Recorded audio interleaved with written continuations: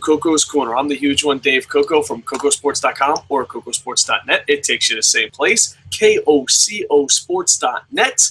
It's your home for combat sports. It's where the world comes to kick ass, and above all, where it's okay to be a passionate fan. This is our weekly Impact review. I have been completely sick in November. I'm feeling a little bit better today. Hopefully next week will be a lot better. So for all you TNA maniacs out there, I apologize that this is a couple days late. All right, so as always with all of our weekly shows, we ask, did you think it was a win, loss, or a tie? And if you could explain why.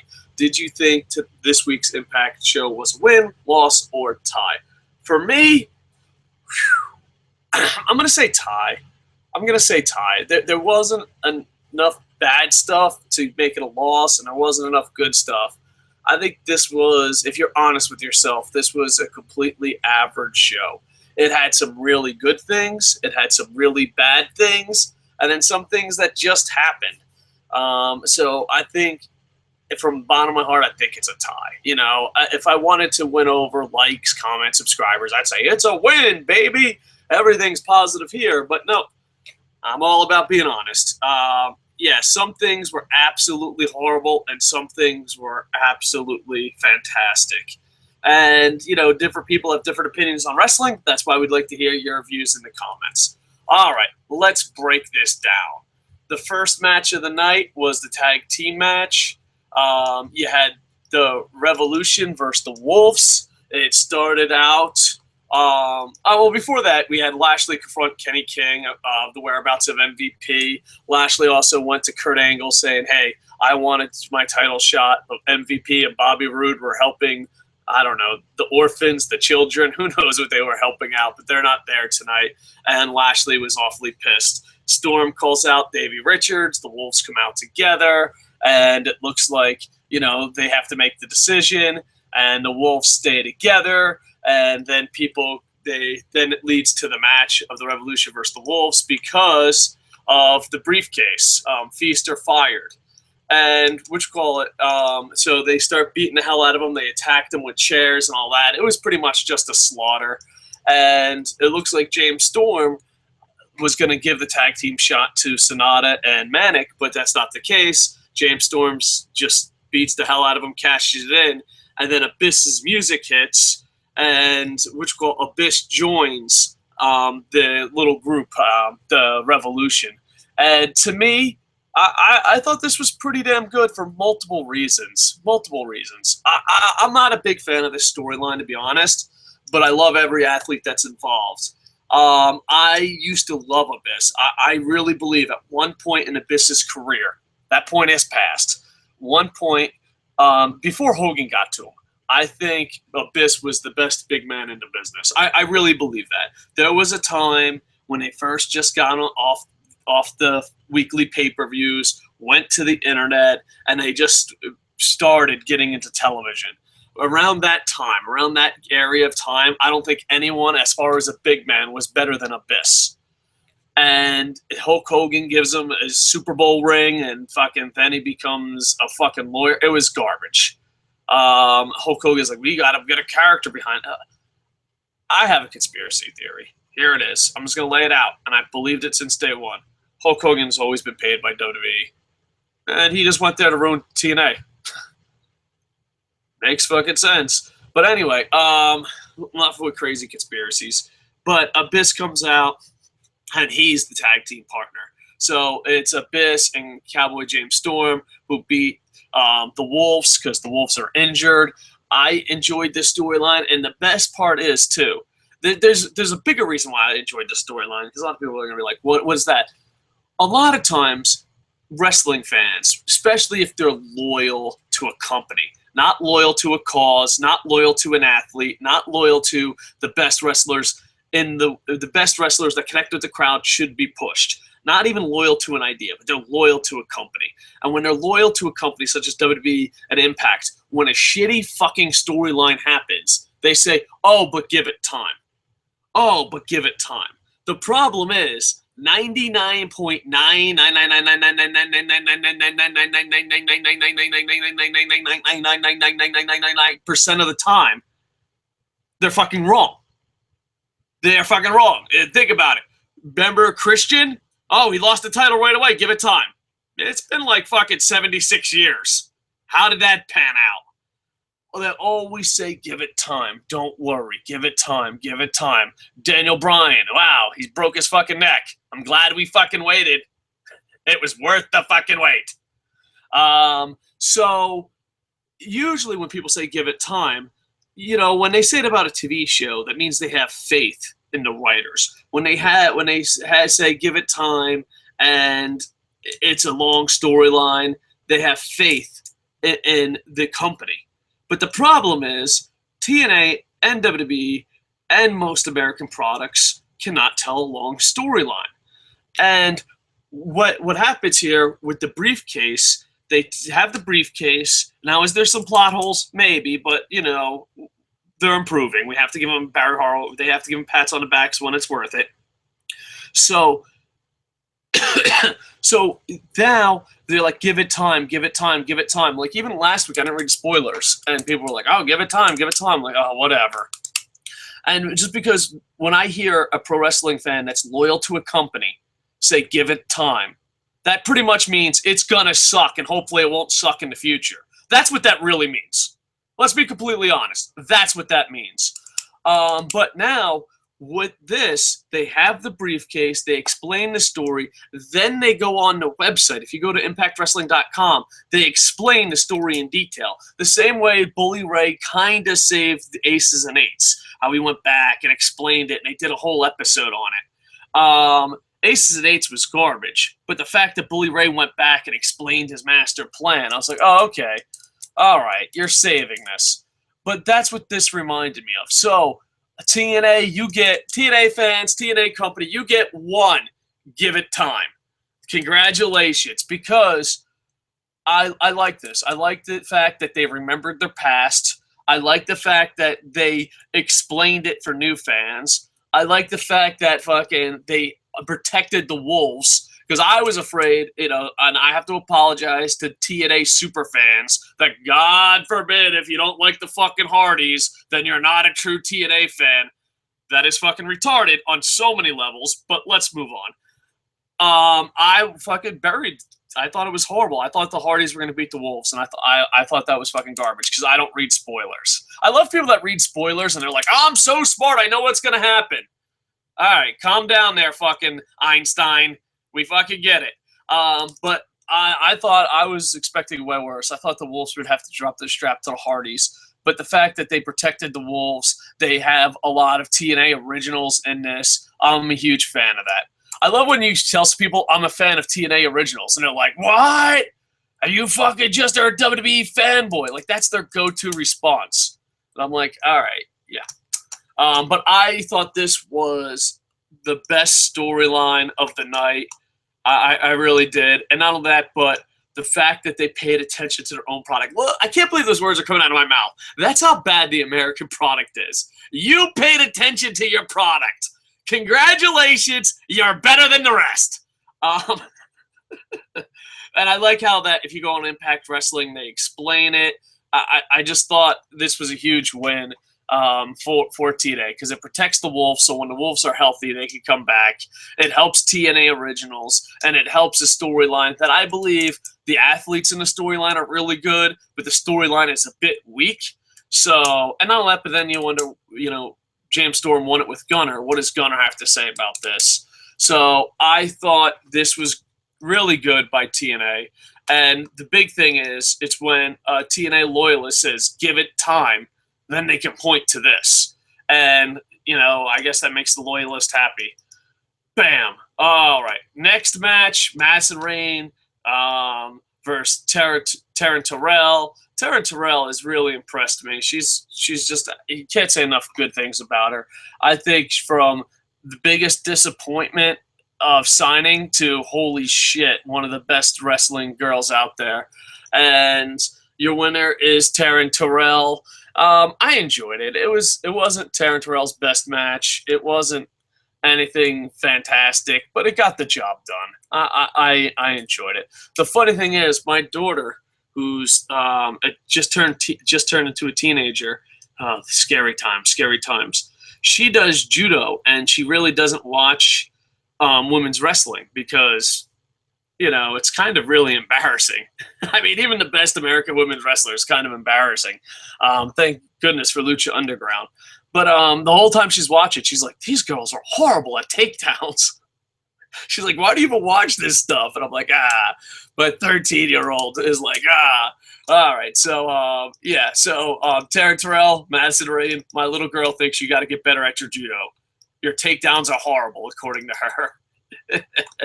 Also, PWI sent out their top 15 or top 25 or something wrestlers. It's like the top 100 or top 500, but it's only women. Yep. Not one Japanese girl. And no, I know what you're going to say, PWI. I'm going to bury PWI for a second, okay? All right. First off, when the fuck is American pro wrestling going to stop being racist? TNA treated Okada horrible, especially when it comes to Japanese. WWE's top 100 or whatever DVD didn't have one Japanese guy in it.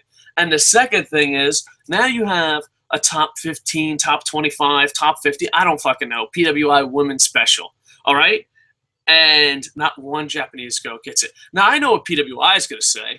Well, yeah, but, you know, we're selling to English-speaking audience. We're selling it to Americans, whatever, you know, North Americans. That's what they're going to say. But here's the thing. Why not just go to Meltzer? When you buy a magazine, no one wants to see some ranking. They want to learn something. They want to know who the best women are. They want to be educated. So I send out this open challenge to PWI. Why not have Japanese women wrestlers? Come watch matter of fact, I invite any member of the PWI staff that it comes to Tokyo, I invite them to sit side by side with me and be like, oh, that's better than AJ Lee? Oh, AJ Lee's better than this? I invite you. PWI, I can't afford to pay you, but if you ever wind up in Tokyo, we'll go to a decent women's wrestling event, and then you bring your list, and then you tell me which Japanese stars are better. Because it's fucking ridiculous. It is fucking ridiculous. And the thing is, you'd be like, well, we're just trying to sell magazines. Well, people want to be educated. People want to know about alternatives. People that want to know difference. Maybe that's why Dave Meltzer survives, and you just trickle along. It just made me so fucking angry. Madison Rain, Taryn Terrell, decent match. 13-year-old undefeated judo girl says you got to work on your takedowns. Take that for what it is. And then we go back. Kenny King is cutting a promo against veteran Sergeant Chris Melendez. I thought this was a good storyline. I was worried about, because I'm a veteran Marine. I always say former Marine, but Marines get pissed off. I'm sorry, dude. When I was 17, I was running 18 miles a day and carrying machine guns and doing great stuff. My fat ass watches pro wrestling all day. When I was 17 years old in the infantry, I said, why the fuck did this fat motherfucker get to be called a Marine when he's not fucking waking up 4 o'clock in the morning? And then fucking, like, now that I'm a fat motherfucker not waking up 4 o'clock in the morning, I'm like, why should I call myself a Marine? There's people right now fighting on the front fucking lines. Once a Marine, always a Marine? No. Sorry, I just don't buy into that. But anyway, we have veteran and the promo. I'm happy about this because I was worried about Chris Melendez just being a marketing tool for Veterans Day, just being a marketing tool for TNA. But it seems they're putting him with Kenny King, a great X Division wrestler. It's a storyline. It's going to lead up to a match. So I'm really happy about that. Mr. Anderson was there. Basically, Kenny King was talking shit, says he wants to have a match. Mr. Anderson was being like an overprotective big brother, gets punched in the face, and Kenny King runs away up the ramp like cowardly heel. But I don't know. I hope nothing but Chris Melendez the best, and hopefully this can elevate both guys, because I think Kenny King, prior to Melendez coming in, was just stuck. It's like, oh, get it? It's Bobby Lashley MVP and the other guy. I'd like to see, because I think Kenny King's an amazing wrestler, and I'd like to see Melendez just have success. Be rooting for him. And Mr. Anderson, I don't know. I giggled when Kenny King called him his blonde-haired girlfriend. I guess he's there to be his mentor. This match I didn't really enjoy. Well, first off, they had backstage segment. Gail Kim and Taryn Terrell approached Kurt Angle about Havoc. Angle books a triple threat knockout championship match for next week. I really want to see this because everyone has been saying great stuff about Havoc, including independent wrestling fans. And I want to see how Havoc can hold her own against the two best women's wrestlers in TNA. So I'm really excited because when I went live, I've said this, the Havoc match at Bound for Glory was the worst women's match, not including the Indies, that I've ever seen live. So everyone praises Havoc, and I hope next week she has a great match because she's going in there with Taryn Terrell and Gail Kim. You couldn't handpick better opponents. The next match, I really just didn't give a shit. I don't find the storyline interesting. I don't find the match interesting. I don't want to shit on it. I really didn't care. Like, the whole time at TNA, I was, like, interested. I was interested in the backstage segments. I was interested in the matches. I was interested in the storylines. And this was really a show killer for me. It's a Handicap, first off, stupid, elimination tag team match. It was the Bromans and the Beautiful People versus the Manjare, the fucking freaks. And I don't know, it's just the menagerie. That's how I think how you pronounce it. Way to go, Dave. And they said you've been punched in the head too much and can't talk anymore. Take that, old radio bosses. I do not buy him. I think it's a really bad indie gimmick. A lot of times you'll be like, oh man, that fucking guy sucks. But then you bring him to the indie level and he's amazing. Like Abyss. Abyss for the last couple of years has been horrible. But you take Abyss to an indie event and you book them right, you could, that's a big deal. I don't think the Menagerie, whatever, I don't think they do good on an indie level. I honestly think they're fucking horrible. I don't get it. The Bromans, I understand. The Beautiful People, I understand. But the freaks, I don't know. There's kissing, some high spots, but there you go. Rebel is absolutely fantastic, and she's borderline doing porn. Way to go, Rebel. Wow. There were some funny spots with kissing and all that, and it looks like one of the guys got a real bad scratch on his face. And I'm sorry this is such a bad review, but I just wasn't into this fucking match at all. It was a show killer for me. Backstage, Eric Young and Jeremy Borash talk about last week. Rockstar Spud thanks EY for saving him backstage. And I thought it was kind of funny. And then Rockstar asked if he could be at EY's corner. EY agrees. The next match, I'm going to say a lot of good things for WWE. This is not WWE, I apologize. TNA. A lot of people say sports entertainment. And usually sports entertainment is just bad wrestling that they pretend is for kids. That's what usually happens. And I know I don't mean to insult TNA by this, and I don't mean to insult the wrestlers involved in this match, but to me, this is really good sports entertainment. I don't think it's really good pro wrestling. I think it's just what people say, I'm a sports entertainment fan. Or people say, oh, I like pro wrestling because of the entertainment values. I think of this match. I think, wow, I don't think of a fucking bunny. I don't think of Great Khali. I don't think of fucking, all the fucking stupid shit. I don't think of the fucking menagerie. And I think, wow, all right, Spud, EC3, Eric Young, and even Tyrus. Tyrus, is just playing his part of Big Bad Bodyguard. On Facebook, I always get these questions a lot. Why did Tyrus go to TNA? And I always joke, well, there's this stuff called food, and you need it to live. And to get the food, you need to get paid. And TNA was willing to pay him. That's why Tyrus is in TNA. It's not a big mystery. But I enjoy EC3, Rockstar Spud, and Eric Young a lot. And when people say sports entertainment, I think of those three. And I think they're all three of them are really good wrestlers, and all three of them are really good entertainers. I don't know if you'll get a 5-star match out of them. Maybe Eric Young, but I don't know if you'll get any superstar matches where you brag about how great they were. but you'll always be entertained. EC3 in Tokyo was over like $1 million, and Spud cutting some really good promos as of late. I always thought breaking these two up would be a bad idea, but I was wrong. TNA was right.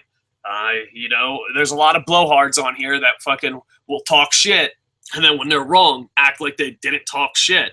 I said that EC3 and Rockstar Spud should stay together forever, to the point that editor Jerry O'Neill from Kocosports thought, it was like, oh, are you gay? You want him to get married? I'm like, whatever it takes. But the feud is pretty damn funny and good, and it was a pretty decent match, big band versus entertainment. But like I said, when people say they're an entertainment fan, I think, back in the day, The Rock, I think he was the ultimate sports entertainer. I don't think he was the ultimate wrestler. I don't think he was the ultimate entertainer. I don't know. Maybe he was really good at entertaining, but he's definitely good at sports entertainment. All right, so Tyrus with Ethan Young versus Eric Young and Rockstar Spud, and Eric Young gets the win. But after the match, they are attacked by Bobby Lashley. Bobby Lashley attacks him, and then to make the save is let me just get a quick drink. I'm real sick, trying to rebound from this. And to make the save is Austin Aries, and he cuts a promo how he wants to have a match, and then that's the match for later tonight. All right, bam. So TNA, it's up and down. That's why I gave it a tie. I really thought that was the best sports entertainment in a while. Oh, and of course, we talk about the ups. You got to talk about the downs. All right, we don't know about a television deal official yet. TNA fans are like, oh, it's going to happen. Ooh, there might be a huge gap. And there is a gap because even if they do get a new television deal, they're going to have best ofs on Spike until the deal runs up. All right, so you have time for people to heal. And I know I just said, hey, dude, give it time. But above all, I believe titles should mean something. And I love Samoa Joe. But Samoa Joe just randomly giving up the X Division title because he's hurt is such bullshit. It makes the title look bad. It makes Joe look bad. It's just fucking garbage. Pure fucking garbage. I love Samoa Joe, and I wish he could be a top tier guy. I really did. One thing that always bugs me about TNA is how Samoa Joe was never a top tier guy. I mean, you could be like, he was the champ, but even when he was champ, he wasn't the top tier guy, and that could be a debate. But all right, let's instead of debating, because I'm seeing the comments in the future, I'm like Nostradamus. Instead of debating, I think Samoa Joe should have always been a way bigger star than he was in TNA. And he comes out and he just gives up the title. It makes Samoa Joe look bad. It makes the X Division look bad. It's just like, dude, why couldn't you just have Kurt Angle come out and say you have to give up the title? You're paying Kurt Angle, have him go out there. All right, first off, there's so many different options you could have took instead of embarrassing the title and Samoa Joe.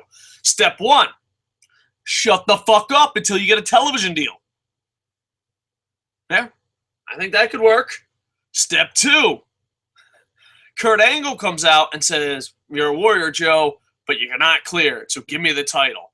At least Joe could be like, I'll come back for it. You're my baby. I'm going to come back for it. And you're like, okay, well, at least Joe fucking, that promo makes sense. But Joe's like, I'm giving up the title. No one's asking me to, but here it is. I'm just going to put it on a turnbuckle because it's really not that important to me. And I'm going to come back for it. And I'm going to, you know what I mean? It's like leaving your kid at a fucking orphanage and be like, hey, Orphan fucking Dave, we love you a lot. But guess what, Orphan Dave? We're going to have to put you in an orphanage, but I'm going to come back for you. Well, why not just come back for me now? No. I'm going to come back later. No, you're not. You never come back. That's how fucking sad fucking Orphan Dave. Anyway, fuck you, Joe. You're a fucking parent. You have responsibilities. Fucking take care of that X Division title. Have the fucking state Kurt Angle take it away from you, you fucking piece of shit. This is a horrible fucking storyline on every fucking level. It makes Joe look fucking stupid and weak. It makes the X Division look stupid and weak. And then you gave it a segment and advertised like you had a huge announcement. TNA, you're never allowed to get a huge announcement again. Never again. When you get a television deal, it's just an announcement, not a huge announcement. You are not allowed to ever make a huge announcement again. Huge announcement tonight by Samoa Joe. Yeah, I just fucking stubbed my toe. Just gonna leave the title here. Good luck. Yeah, you know, the title that I'm supposed to be fucking giving credibility to and bringing it back up because it was booked horribly. Yeah, I'm just gonna throw it on the corner. Here you go. Turnbuckle. New X Division champion. Turnbuckle. Woo! I hope Turnbuckle holds the title with pride. I fucking hate this. I hate everything about it. Samoa Joe, I fucking love you more than a fucking straight man should. But go fuck yourself. TNA Creative, you are so close to being on the right fucking track. But this segment, go fuck yourself. X Division title. I'm so sorry no one takes care of you. You used to be one of the best titles in wrestling. Look at you now. Look at you all dressed up like a blue fucking whore. And congratulations, Turnbuckle.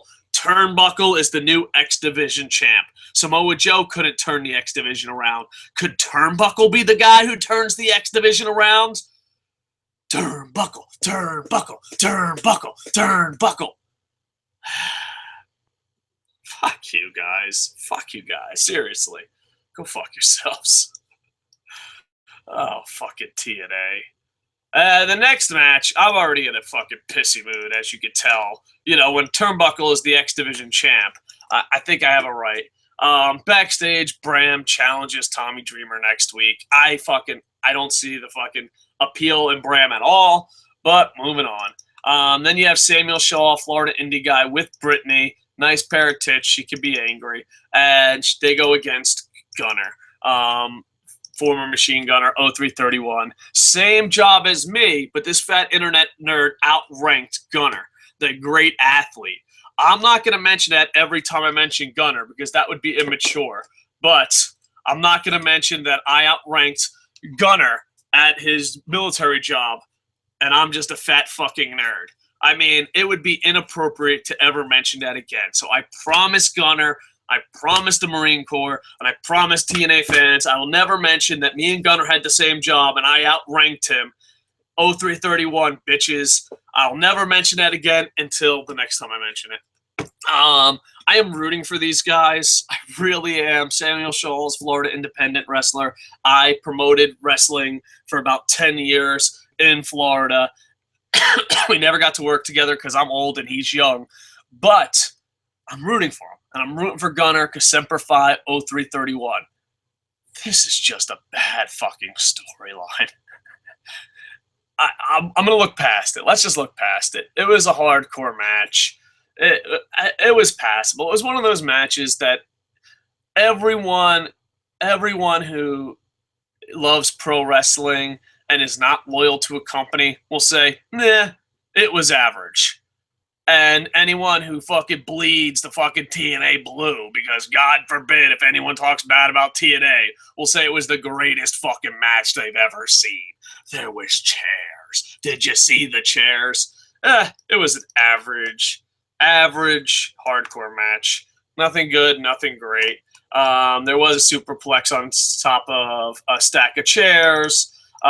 Brittany rushes in. She kicks him in the balls. Gunner in the balls, but still, your winner is Gunner. I don't know. I'm rooting for these athletes. Could you just book them a little better? That's it. Not even a lot better. Just a little better. The main event was Lashley versus Austin Aries. It was very short. Austin Aries did get some offense in. Lashley did sell for him. I'm a big fan of Austin Aries as long as I don't fucking read his Twitter. As soon as I read his Twitter, I fucking lose all respect for the fucking cocksucker. It's my body, my vote. Fucking Austin Aries. But I thought Austin Aries did a great job and Lashley did a great job. You know, a big man versus little man could really go off really bad. But Lashley, I know I always get a lot of shit, but I'm a big fan of Bobby Lashley because he's not the best wrestler in the world, but he's very good at hiding his weaknesses. Well, this ends in a double countout, and Lashley just beats the shit out of Aries with a cage. And throughout the day, he was doing Benoit's crossface because that's Bobby Roode's move, and he's calling out Bobby Roode. So it was very short. I think both athletes were protected a little bit. I mean, at the end, Austin Aries did have to get the shit kicked out of him, but storyline-wise, it made sense, and I think Austin Aries doesn't look too weak for it. So that's how they end the show. Overall, I give it a tie. It had some really good things, such as the briefcase and telling the stories and EC3 and Spud, and then it had some really bad things, like your new X Division champion is Turnbuckle. Turnbuckle. Congratulations, Turnbuckle. How does it feel?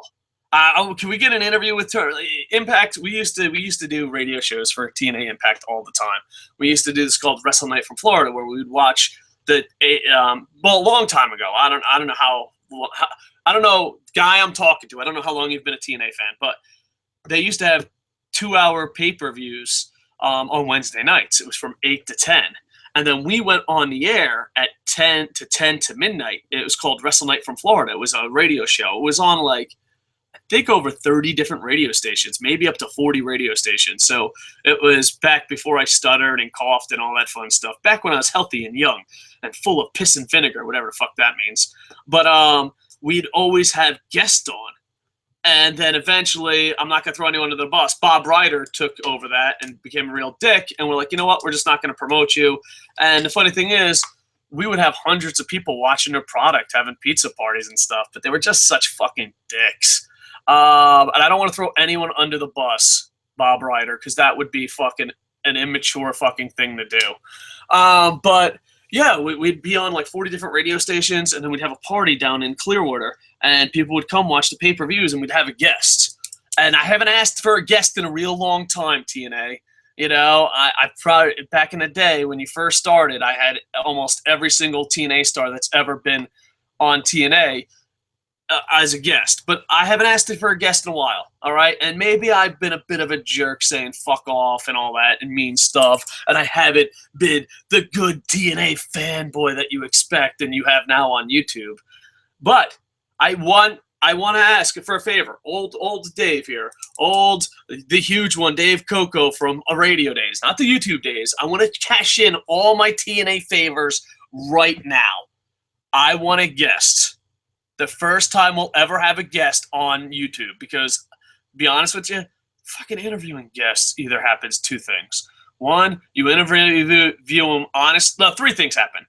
This is the rarest. You interview them honestly, and they give honest answers, such as a Gail Kim or a Lance Storm or something like that. You know, they just fucking give honest answers. Or you ask them tough questions, and they're like, I'm never going to talk to you again. How fucking dare you ask me a tough question? Or a third thing is, you ask them fucking softball questions, and you deserve to fucking die. Really, if you have a fucking guess and you're like, well, I just want to know, what does it feel like to be a professional wrestler? Is it awesome or is it fantastic? Like, comment, subscribe. I got to interview fucking wrestling stars. But you know what? I got my guest. I want to interview Turnbuckle, your newest X Division champion. And if you could, I mean, Turnbuckle's not picky. I would actually like to interview Turnbuckle live in studio. Studio apartment? Thanks for the joke, Colt Cabana. No, I would like you to mail your X Division champ through to Tokyo. You can contact me through any source, TNA, and I would love to do a one-on-one sit-down interview. You could tell me what questions are off limits, but I would like to interview your new X Division champion, Turnbuckle. Is that a possibility? Does anyone have contact with TNA? All right, let's talk about some good things before we wrap this bad boy up and look at some live comments. Bam. Boom. All right, TNA in talks with Discovery Network's Destination America to be the new home of Impact Wrestling. It's on Kocosports.net by Jerry O'Neill. there are a bunch of different sources saying that they might get Discovery Network and Destination America, which is a really small channel, but right about now they need any channel they can.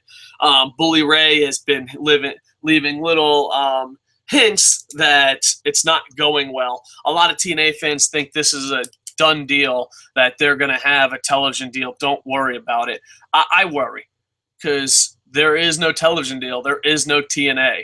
And a lot of people are on Dixie Carter's ass on social media and on the internet because every time someone asks, oh, when are you going to get a television deal? She gave an answer twice, but like months and months apart soon. You know, we're tired of huge announcements. Just announce your television deal. But yeah, so according to a lot of sources, Discovery Network's Destination America might be it. Right now, they just need to find something. All right, boom. We're going to some live comments. Hopefully we have some on Twitter at Angel at K1LLAK1N9 says they need to get rid of the fucking rabbit. Okay, I guess we're just going to talk about SmackDown, sure. Welcome to Impact Review. First comment, SmackDown. They need to get rid of the fucking rabbit off TV. It's almost as bad as Kali. No, I think the rabbit's definitely worse than Kali. Boom, boom, and to the YouTubes. Boom, boom, boom. Mr. The King says, give it a tie. Mr. The King says, Samoa Joe talking about the rebuilt the X Division, but there is no X Division. LOL. Mr. The King, show our champion, the X Division champion, some respect, all right? Turnbuckle. Holy shit. Dude, listen. Back in the day, the X Division was fucking crazy fantastic. And I remember back in the day when we used to talk TNA before YouTube and before TNA superfans fucking came out of the woodwork and I hate everything WWE. TNA is the greatest. Da-da-da-da. Before those fans came along, there was legit TNA fans and they argued. This is what we argued about, and it was a good time. Tell me about the good times, George. Tell me how TNA was great back in the day. I'll tell you, George. Just look out into the fucking farm. All right, now listen. Why I'm fucking loading my gun to kill George. Let me tell you about the good times. The good times were there were TNA fans, and know what we argued about? We didn't argue about is WWE and TNA who's better. Fuck WWE. We didn't argue that because we weren't fucking retarded. I'm not saying you are. I'm just going to think it very loudly. We argued what title meant more. Jeff Jarrett's world title or AJ Styles' X Division title. And we talked about it for hours, and it was great. I miss the days of talking about wrestling, which one is better.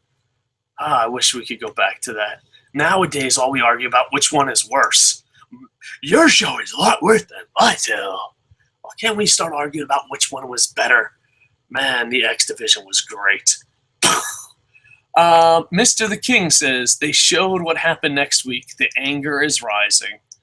All right, I don't know what happened next week, so we'll see. We'll see. I'm probably going to be pissed. I try to stay away from spoilers. I really do. All right, and Umar Giant Slayer has added me to their circles on Google+. I appreciate that. Thank you. Thank you very much. All right, I am way behind. I will be doing a Lucha Underground review, hopefully with Jerry. I don't know. Jerry's a little fucking pissy. Go to the blog and be like, Jerry, don't be so pissy on like Jerry O'Neill's stories. Jerry needs to know he's being pissy. But Jerry O'Neill, he'll probably join. He'll definitely be joining me for Raw. If not, I'll say mean stuff about him all night. And we're supposed to be doing a Lucha Underground show together. I'll do Lucha Underground, SmackDown, ROH, hopefully all before Raw airs. I have a lot of shows I got to do. But right now, I have to teach the children. Teach the children the ways. I work 2 days this month. And in a couple hours, it is my second day of work this month. Whew, working is hard. Having a job is hard, people. Now, but I got to go teach the little ones the English, and John Cena sucks. I'm always like, hello, my name is David. John Cena sucks. What's your name? My name is Hiroki. John Cena sucks. Just doing my part. Doing my part for the world. Please like, comment, subscribe. As this weekend, I hope to do a lot of videos. This November, my health has been really kicking my ass. I want to do at least one video minimum a day, and maybe more. Like, my ultimate goal is to have other shows join our network and also do like 5 shows a day. That's my ultimate goal, but we got to build up slowly. But I'm gonna do a Lucha Underground, SmackDown, and a bunch of others. If there's any suggestions you have for videos, I'll try to do it. I also have to do a video of what it was like for me to work in indie wrestling. So if you have any questions like that, I'll try to do more videos. All right, like, comment, subscribe, and go to Kocosports.net and just tell Jerry to stop being so pissy. Just be like, Jerry, just go in there. It's pretty easy to fucking leave comments. Go in there, leave a couple comments, and be like, Jerry, stop being pissy. Love, the Internet Infantry. Oh, Jerry's such an angry guy. I don't know where this is going to go. But anyway, hopefully 1 or 2 of you from the Internet Infantry do that favor for me. All right, so please, like I said, like, comment, subscribe. Put down in the comments win, loss, or tie. And please go to Kocosports.net, as we hopefully one day will be your #1 source for combat sports news and will be your #1 stop for pro wrestling reviews. I am Dave Koco, and with that, I am over. Bum, bum, bum, ba-dum, ba-dum, bum, bum, bum, bum, bum.